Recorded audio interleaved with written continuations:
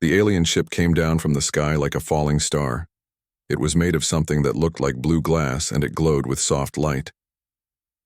Captain Jake Morrison stood on the space station above Earth, watching the strange vessel get closer and closer. Jake had seen ships like this before. They belonged to the Galactic Federation, a group of aliens who ruled most of the galaxy. For 50 years they had been asking humans to join them. For 50 years, humans had said no. Down on Earth, President Lisa Carter sat in her office with her most trusted people. Secretary of Defense Alan Brooks looked worried as he pointed at the computer screen showing pictures from space. "There are more ships this time," Alan said. "They brought 3 times as many as last time. This is not just a friendly visit." Maria Gonzalez, the president's chief helper, nodded. She had been studying the Federation for years. Every time they invited a planet to join them, the same thing happened. First, they were nice and offered gifts.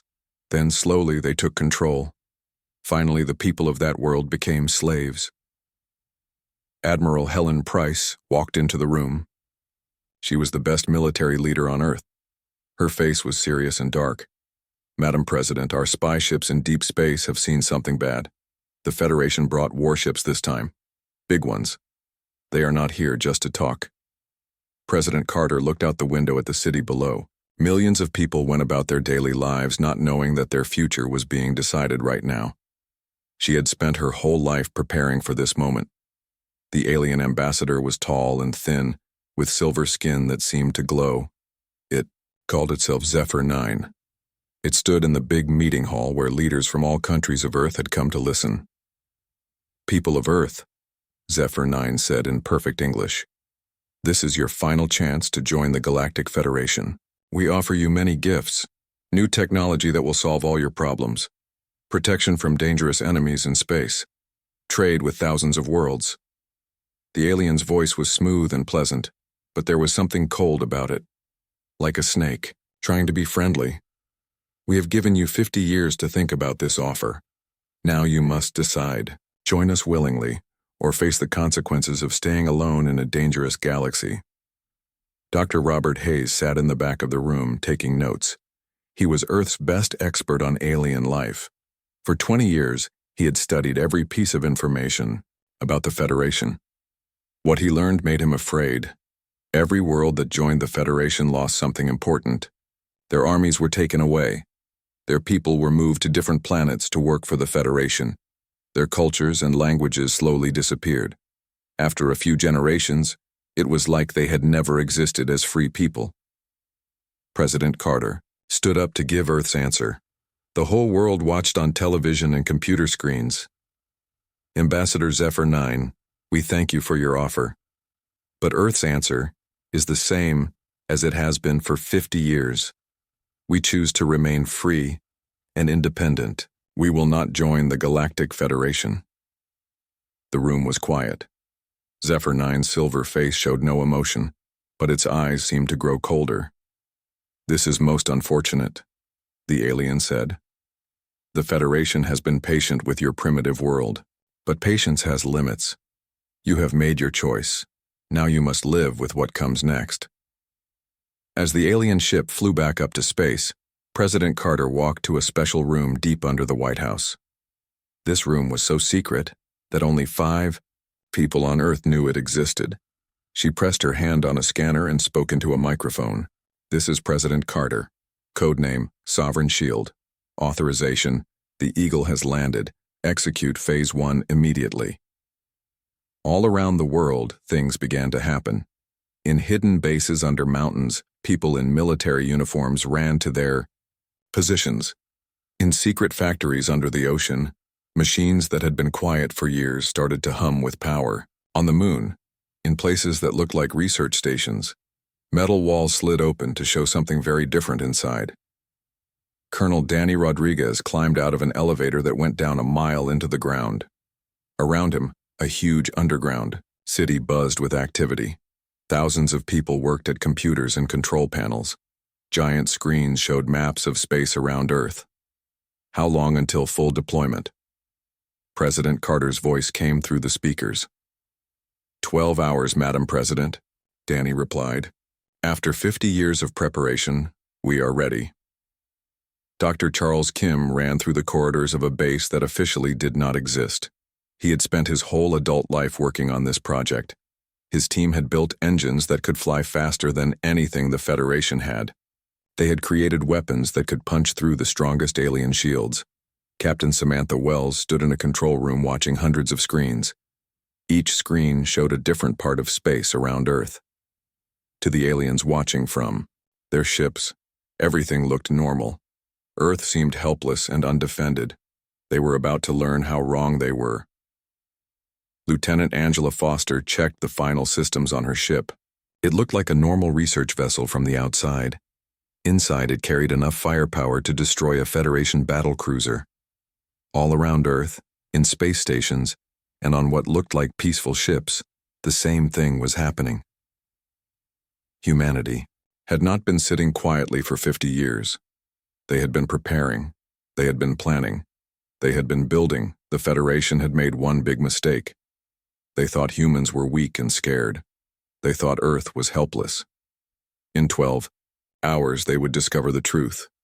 Earth was not helpless. Earth was ready for war. And Earth was not alone. Hidden in asteroid belts and behind moons, 1,000 human warships waited for the signal to reveal themselves. The final invitation had been delivered and refused. Now it was time for humanity to give their own answer.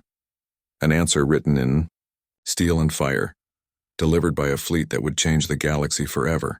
The ground opened up like a giant mouth in the Nevada desert. What looked like empty sand was really a hidden door. Colonel Danny Rodriguez climbed out of the hole and looked up at the stars. Soon those stars would be filled with human ships. For 50 years, Earth had been lying to the galaxy. While the Federation watched from space, they saw a peaceful planet with simple technology. They saw humans building schools and hospitals and farms. What they did not see was the truth. Deep underground, in places no alien scanner could reach, humanity had been preparing for war. The breakthrough came 25 years ago. Lieutenant Angela Foster was a young engineer working on a crashed Federation ship. The aliens had been careless and left some wreckage on Earth's moon. Angela spent 3 years taking apart every piece of alien technology she could find. I understand how their engines work," Angela had told her team one night. She was tired and had been working for 18 hours straight. "If we can copy this, we can build ships that are faster than theirs." That was the beginning of Project Sovereign Shield. Every country on Earth put money and people into the project. The best and smartest humans worked together on one goal: building a fleet that could fight the Federation and win. Dr. Charles Kim led the team that built the engines. His engines did not just copy Federation technology. They made it better. Human ships could now fly faster and turn quicker than anything the aliens had. Captain Samantha Wells worked on weapons. She studied every Federation battle the humans could spy on. She learned how their shields worked and how their armor was made. Then she built guns that could break through both. "The key is frequency matching," she explained to her team. "Their shields work like a wall that stops certain types of energy. But if we use the right frequency, we can walk right through that wall." In space, things that looked like peaceful research stations began to change. Metal panels slid away to show hidden weapons. Communication towers turned out to be missile launchers. What the Federation thought were harmless human satellites were really spy networks watching every alien ship that came near Earth. Commander Kevin Barnes coordinated the biggest military secret in human history. He had ships hidden in places the Federation would never think to look. Some were buried under the ice on Mars. Others were built inside asteroids that had been hollowed out like caves. The biggest ones were hidden in the deepest parts of Earth's oceans. "Remember," Kevin told his ship captains, "the Federation thinks we are primitive. They think our best ships are barely able to reach our own moon. Let them keep thinking that until it is too late." General Patricia Stone watched the deployment from her secret command center. 1,000 ships, each one built to fight and destroy Federation vessels, each one carrying weapons that could crack planets. The ships had names that told the galaxy what humans believed in. Freedom and liberty and independence were some of the biggest ships. Others were named after human heroes who had fought for freedom throughout history. But the most important ship was called Defiance. It would lead the human fleet and show the galaxy that Earth would never surrender. On the moon, in a base that looked like a mining operation, Captain Nicole Adams checked her ship one final time. The Sovereign Dawn was the most advanced vessel humans had ever built. It could fight 10 Federation ships at once and win. Nicole had trained her whole life for this moment. She knew that when she gave the order to attack, there would be no going back. Earth would either win its freedom or be destroyed trying. The Federation delegation was getting ready to leave Earth's solar system. They thought their job was done. Earth had refused their offer, so now the punishment would begin. They would call in the main Federation fleet to destroy every human city and make Earth an example for other worlds who might think about saying no. Ambassador Zephyr 9 stood on the bridge of his flagship, looking down at the blue planet below. To him, Earth was just another world full of creatures who did not understand their place in the galaxy. "Begin departure sequence," Zephyr 9 told his crew. "Signal the fleet to prepare for bombardment. These humans need to learn what happens when they refuse the Federation's generous offer." But as the alien ship started to move, something impossible happened. The space around Earth began to shimmer. One by one, human ships appeared out of nowhere. They had been hiding using technology the Federation did not even know existed. First, 10 ships appeared. Then 50. Then 200. The Federation crews watched in shock as more and more human vessels materialized around them. "Sir," a Federation officer said to Zephyr 9, "our sensors are showing. This cannot be right. What is it?" The ambassador demanded. 1,000 ships, sir. All human. All armed. All pointing their weapons at us. For the first time in galactic history, a Federation force found itself surrounded and outnumbered. Their sensors had been completely fooled by human stealth. Technology. Admiral Craig Wilson sat in his flagship Earth's Resolve and smiled. 50 years of planning had led to this moment. The Federation had walked into a trap they never saw coming. "All ships, this is Admiral Wilson," he broadcast to the human fleet. "Execute Operation Revelation. Let them see what they are really dealing with." 1,000 human warships revealed themselves at once. They formed a perfect sphere around Earth with the Federation vessels trapped inside. Every human ship had its weapons charged and ready to fire. The Federation had never seen anything like it. They were used to fighting primitive worlds with simple weapons. They had never faced an enemy that was stronger and more advanced than they were. Captain Stephen Clark, commanding the ship Human Spirit, opened communication channels to every Federation vessel in the system. "Attention Federation ships," Stephen announced. "You are surrounded and outnumbered. Power down your weapons and prepare to hear what Earth really has to say." The message was also broadcast to every Federation monitoring station within 50 light years. For the first time, the galaxy would hear humans speak as equals, not as subjects begging for mercy. In his command bunker on Earth, General Tyler Murphy watched as his carefully planned operation unfolded perfectly. Every human ship was exactly where it was supposed to be. Every Federation vessel was locked in their targeting computers.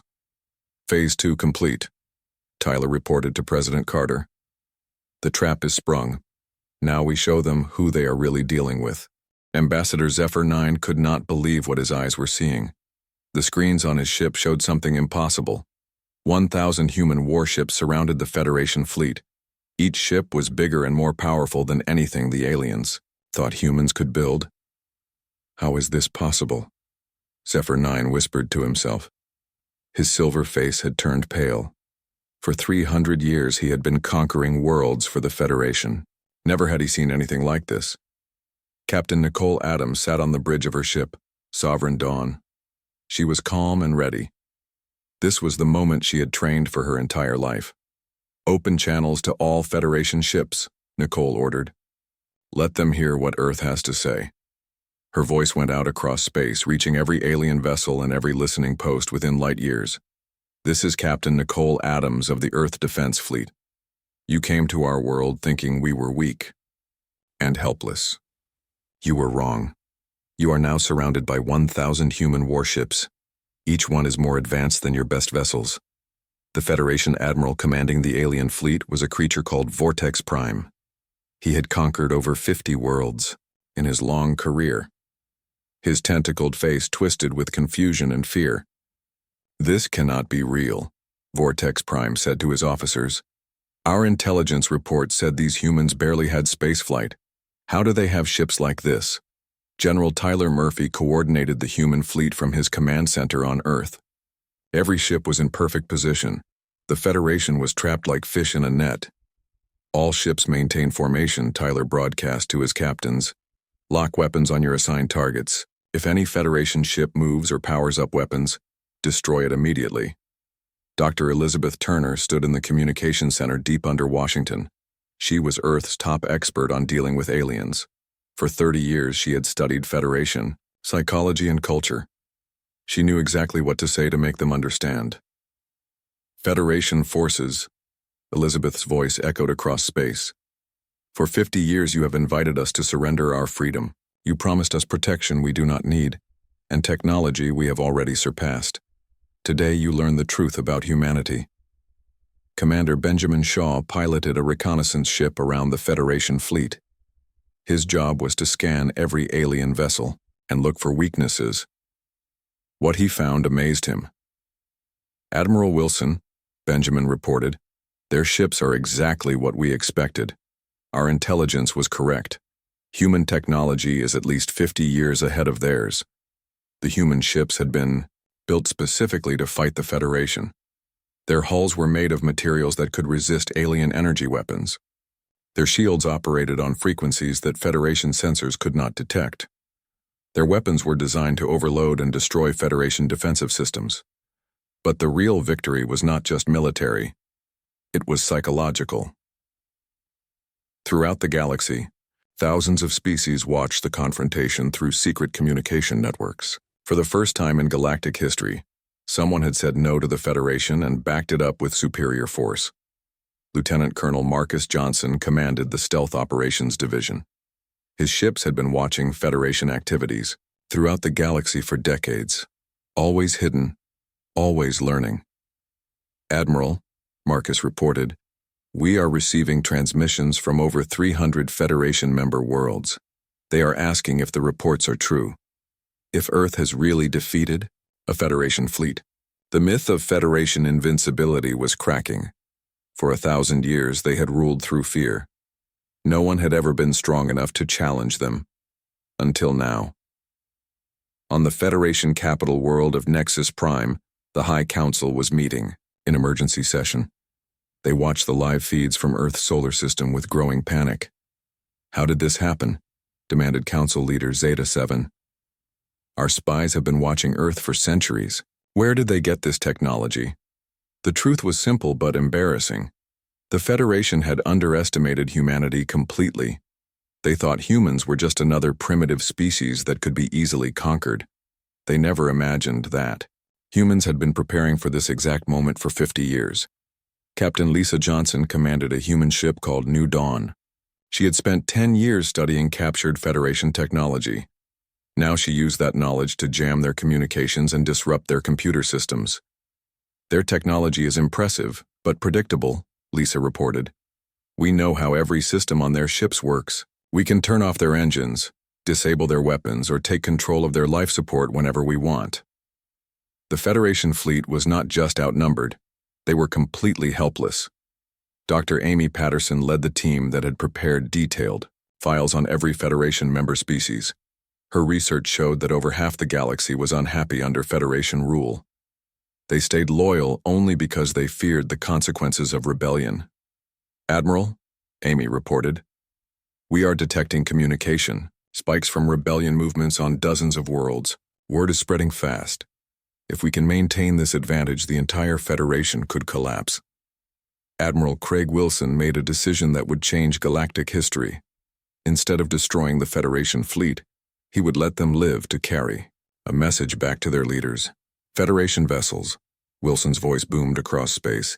"You came here expecting to find a weak world ready for conquest. Instead, you found the most advanced military force in the galaxy. We could destroy every one of your ships right now, but we choose mercy." Zephyr 9 listened to the human admiral with growing amazement. In all his years of conquest, no one had ever offered mercy to the Federation. They were always the ones with superior force. They were always the ones making demands. "You will return to your leaders," Wilson continued, "and you will tell them that Earth is not alone. We have allies throughout the galaxy, species that are tired of Federation rule, worlds that want to be free." This was only partly true. Earth did not yet have formal allies, but human intelligence networks had identified dozens of potential rebel worlds. With human technology and support, these worlds could successfully fight for independence.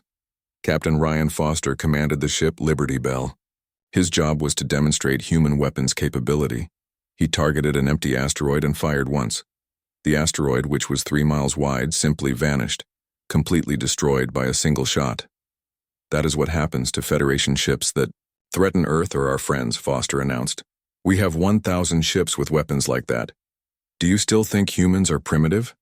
The message was clear and terrifying to the Federation. Earth was not just defending itself. Earth was offering to help other worlds break free from Federation control. Secretary of State Rachel Morrison delivered the final ultimatum from Earth's government. The Federation will immediately cease all expansion activities. Any member world that chooses independence will be allowed to leave peacefully. Human observers will monitor compliance. Any violation will result in direct military action. For the first time in 1,000 years, someone was giving orders to the Federation instead of taking them. The galaxy would never be the same. The news traveled faster than light across the galaxy. On every world and every space station, the same impossible story was being told.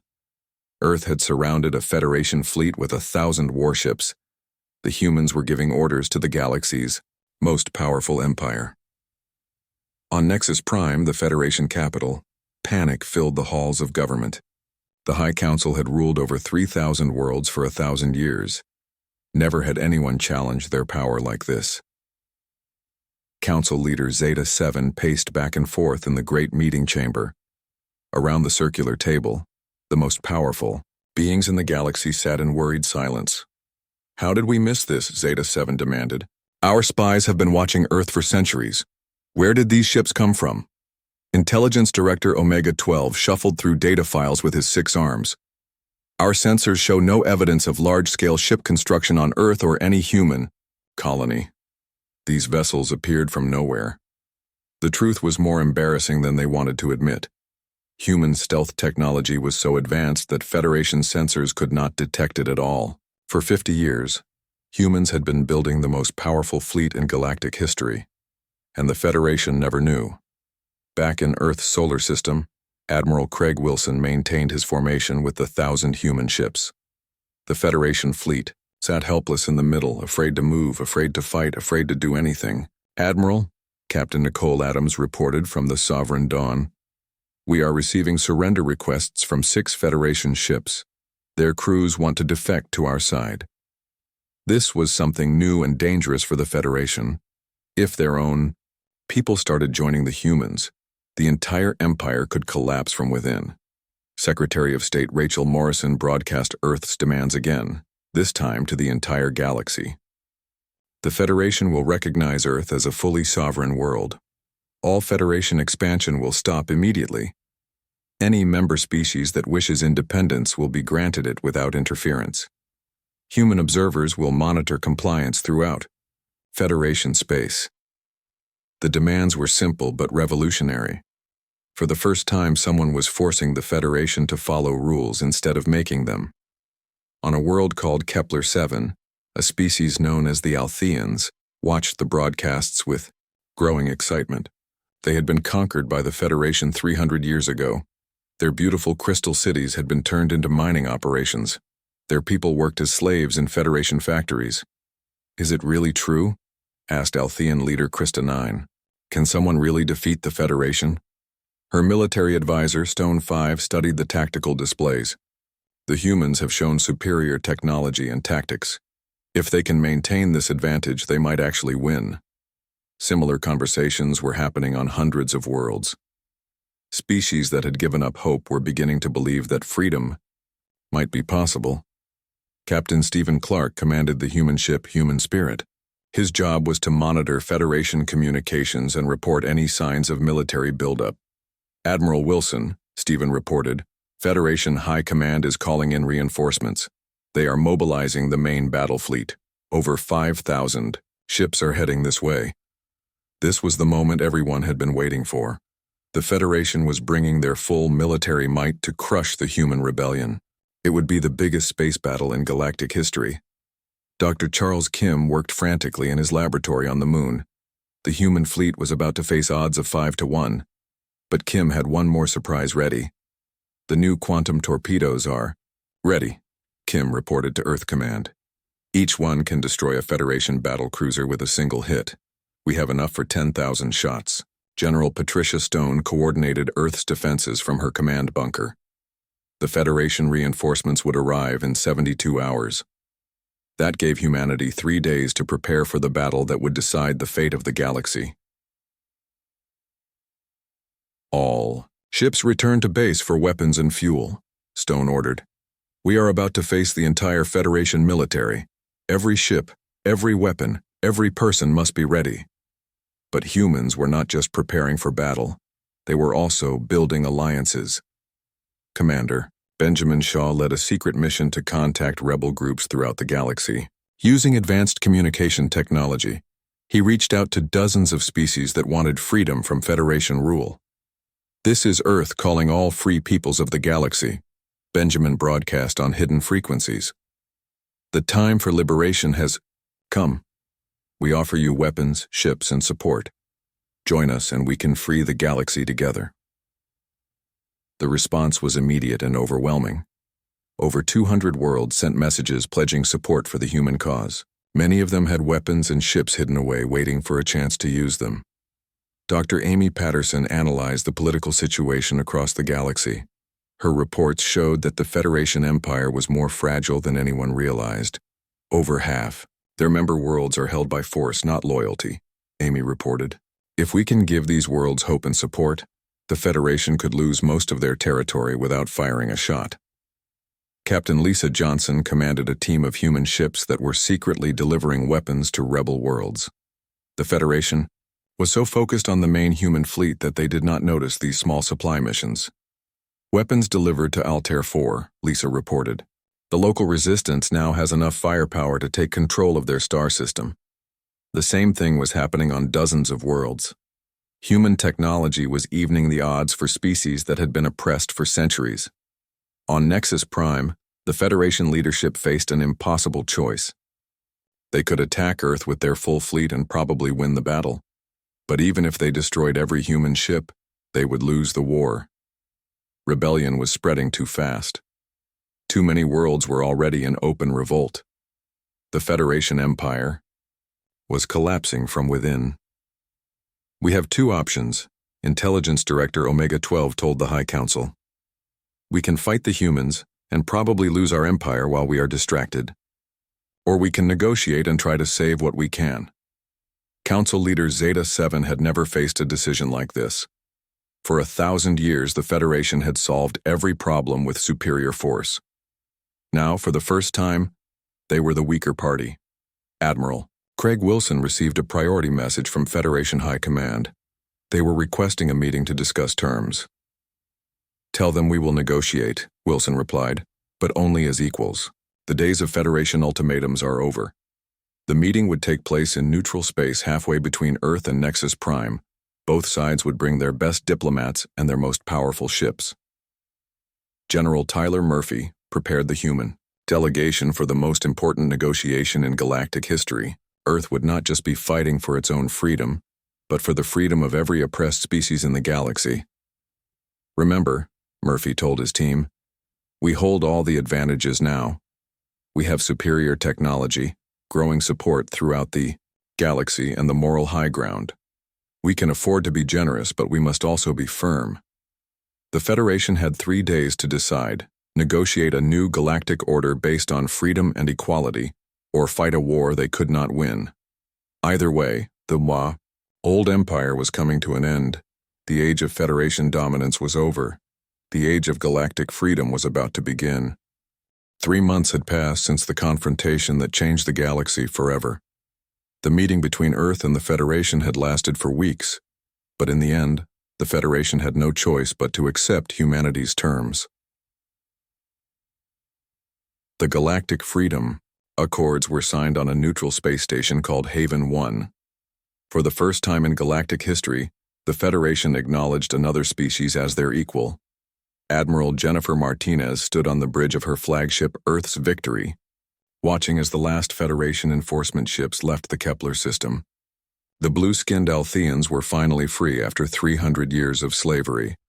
That is the last one, Captain Nicole Adams reported from her ship, Sovereign Dawn. All Federation military vessels have withdrawn from independent space. The galaxy had been transformed. Over 200 worlds had chosen independence, creating a new alliance called the Independent Worlds Republic. Unlike the Federation, membership was completely voluntary. Any world could leave at any time, and many worlds chose to remain, independent while still cooperating with others. President Lisa Carter addressed the first meeting of the Independent Worlds Council from the lunar surface. Behind her, construction crews worked on humanity's first openly military starbase. The age of hiding was over. 3 months ago, the galaxy was ruled by fear, President Carter said to the assembled representatives of 200 different species. Today, we gather as equals, united not by force but by choice. This is what freedom looks like. The Federation still existed, but it was much smaller and very different. They had kept about half their original territory, mostly worlds that genuinely wanted to stay with them. But they could no longer expand by force or threaten other worlds. Captain Lisa Johnson commanded the New Horizon, the first human ship designed specifically for peaceful exploration. Her mission was to make contact with civilizations that had never been discovered by the Federation, offering friendship instead of conquest. "We are receiving signals from a previously unknown system," Lisa reported to Earth Command. "The beings there seem friendly and curious about us. They have never heard of the Federation." This was the future that humanity wanted to build. A galaxy where different species could meet as friends, share knowledge and culture, and work together, by choice instead of being forced to obey a single empire. The Federation capital of Nexus Prime was a much quieter place now. Council leader Zeta 7 had been replaced by a more moderate leader called Alpha 3, who believed in cooperation rather than conquest. The humans were right about one thing, Alpha 3 told his advisors. An empire built on fear cannot last forever. If we want to survive, we must learn to be partners instead of masters. Commander Ryan Foster led the Independent Worlds Peacekeeping Force, a volunteer military organization that helped protect smaller worlds from pirates and other threats. Unlike the old Federation enforcement fleet, the peacekeepers only helped when they were asked. "Distress signal from the Vega system," Ryan's communications officer reported. "Pirates are attacking a merchant convoy. The local government is requesting assistance." "Set course for Vega," Ryan ordered. "Maximum speed. Let us show the galaxy what real peacekeepers look like." Dr. Hannah Lewis headed the new Galactic Cultural Exchange Program. For the first time in centuries, different species were free to share their art, music, literature, and ideas without Federation censorship. "The diversity is amazing," Hannah reported to the Cultural Council. "The Altheans have a form of crystal music that can heal emotional trauma. The Centauri have developed mathematics that solve problems we thought were impossible. When species are free to be themselves, everyone benefits." The Federation had tried to make everyone the same. They believed that diversity caused conflict, and that unity required conformity. The Independent Worlds Republic proved them wrong. Diversity made civilizations stronger, not weaker. On Earth, children learned about the Liberation War in school. They studied how their parents and grandparents had secretly prepared for 50 years, building the fleet that freed the galaxy. "Why did Earth refuse to join the Federation?" a young student asked her teacher. "Because freedom is more valuable than safety," the teacher replied. "Because being safe as a slave is not really being safe at all. Your grandparents understood that some things are worth fighting for. The economic changes were just as dramatic as the political ones. Earth's hidden industrial capacity was now producing ships and technology for the entire independent world's republic. Planets that had been strip-mined by the Federation were being rebuilt with human help. Captain Stephen Clark commanded a construction ship called Builder's Dream. His crew was helping the Altheans rebuild their crystal cities, using human engineering, combined with Althean artistic vision. "The city is even more beautiful than the old one," Stephen reported. "When different species work together, they can create things that neither could build alone." This cooperation extended to military matters as well. The independent worlds had created a combined fleet that used the best ideas from every member species. Human stealth technology combined with Althean crystal shields and Centauri quantum computers created ships that were even more advanced than Earth's original fleet. General Monica Edwards coordinated training exercises for the new combined fleet. Species that had been enemies under Federation rule were now learning to fight side by side as allies. "The reptilian pilots are excellent at close combat," Monica observed. "The aquatic species excel at long-range tactics. The insect races are superb at coordinated group attacks. Together they are unbeatable." But the most important change was not military or economic. It was psychological. Dr. Robert Hayes, now the Republic's chief xenopsychologist, studied how different species were adapting to freedom after centuries of oppression. "The results are remarkable," Robert reported. "Species that the Federation said were naturally aggressive are becoming peaceful when they are not forced to compete for resources. Cultures that seem to be dying are flourishing again now that they are free to practice their traditions." The Federation had justified their empire by claiming that different species could not get along without a strong central authority. The independent world's republic proved this was a lie. Most conflicts between species had been caused by Federation policies that pitted them against each other. Admiral Brian Murphy, Earth's ambassador to the Federation, delivered regular reports on the old empire's adaptation to the new galactic order. "They are struggling with the concept of voluntary cooperation," Brian reported. "For 1,000 years they solved every problem with force. Now they must learn diplomacy, compromise, and mutual respect. It is difficult for them, but they are making progress." Some Federation worlds were even asking to join the independent world's republic. They had seen how much better life was for free species and wanted that freedom for themselves. The transformation was not complete. There were still pirates to fight, disputes to resolve, and new challenges to face. But the galaxy was fundamentally different now. Captain Danny Rodriguez, now commanding the exploration vessel Pioneer Spirit, was mapping previously unknown regions of the galaxy. His mission was to find new civilizations and offer them friendship and trade. "We have discovered a cluster of 12 inhabited systems," Danny reported.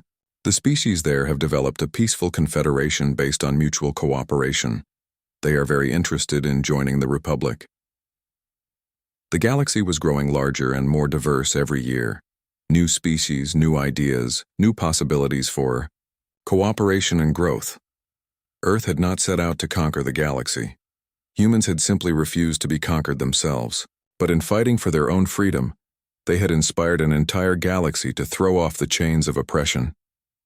The 1,000 ships that had encircled Earth on that historic day had become symbols of hope throughout the galaxy. They proved that even the most powerful empire could be challenged when free peoples stood together.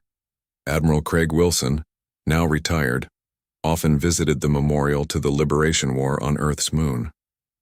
The names of every human who had died fighting for galactic freedom were carved in black stone. "We did not seek to destroy the Federation," Wilson said at the memorial service on the 3rd anniversary of the Liberation War. "We sought to give every being in the galaxy what they would have taken from us, the right to choose their own destiny." The galaxy was no longer ruled by fear. It was inspired by hope, and that hope had a name: freedom.